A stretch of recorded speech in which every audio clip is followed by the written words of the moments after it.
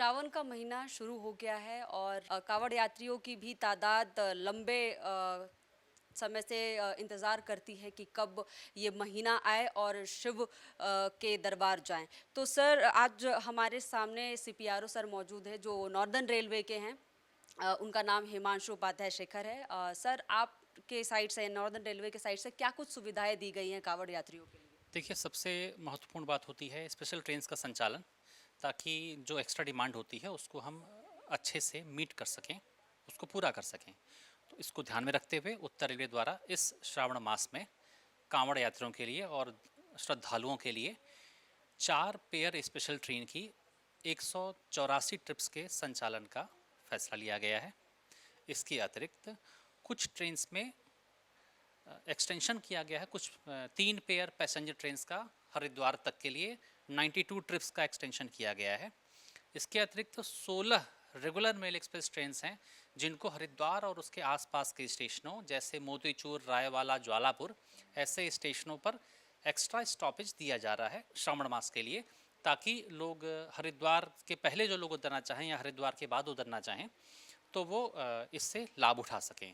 इसके अतिरिक्त बात करें सुरक्षा व्यवस्था की, तो आरपीएफ की अतिरिक्त तैनाती की गई है सुरक्षा की।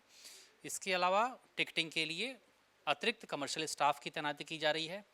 राज्य सरकार, उत्तराखंड राज्य सरकार के साथ में हम लोग पूरी तरह, और उत्तर प्रदेश सरकार के साथ भी पूरी तरह से एक समन्वय स्थापित करके सुरक्षा व्यवस्था को इंश्योर कर रहे हैं। तो पूरा उद्देश्य ये है कि सावन के महीने में, जैसा आपने कहा, पवित्र मास है, तो इसमें कांवड़ यात्रियों को और श्रद्धालुओं को हम बेहतर से बेहतर अतिरिक्त सुविधाएं दे सकें।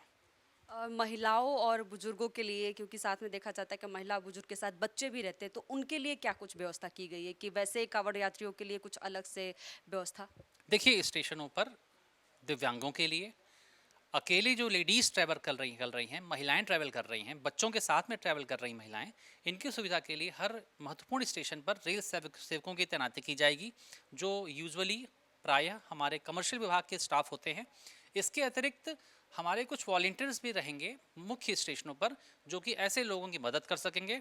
इसके अलावा आपके माध्यम से मैं ये बताना चाहता हूँ कि यात्रा के दौरान या स्टेशन पर कभी भी किसी तरह की कोई दिक्कत हो तो हमारा रेल 1 ऐप है, उसके माध्यम से आप हमसे संपर्क कर सकते हैं, और रोज़ लाखों यात्री इसका लाभ उठाते हैं और उनका हम रियल टाइम बेसिस पर समस्याओं का समाधान करते हैं। सर ये आखिरी सवाल, जैसे कि भीड़ बहुत ज़्यादा तादाद में होगी, तो नॉर्दर्न रेलवे या पूरे आपके साइड से यात्रियों के लिए क्या कुछ संदेश दिया जाएगा कि वो कैसे यात्रा को पूरी करें अपनी? देखिए, मेरा सिर्फ यही निवेदन है आपके माध्यम से कि रेल के जो नियम हैं उनका पालन करें। यदि किसी स्टेशन पर एंट्री एग्जिट को के रूल्स, नियम चेंज किए गए हैं, परिवर्तित किए गए हैं, तो उनका पालन करें। अपने साथ में ज्वलनशील या विस्फोटक पदार्थ न ले जाएं।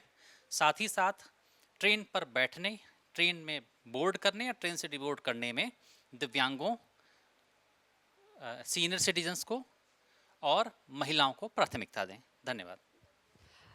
जैसा कि देखा आपने, सीपीआरओ सर का कहना है कि रेलवे के साइड से आरपीएफ और बहुत सारी सुविधाएं दी गई हैं, रेल ऐप भी बनाया गया है। अगर कोई सुविधा या कोई वॉलंटियर वहां तक नहीं पहुंच सकता है तो उस ऐप के जरिए रेलवे तक पहुंचा जा सकता है और उनको पूरी मदद मिलेगी, पूरी सुविधा के साथ। तो ऐसे ही हमारे साथ बने रहिए। कैमरा पर्सन के साथ मैं नित्या सिंह, न्यूज़ RNI दिल्ली।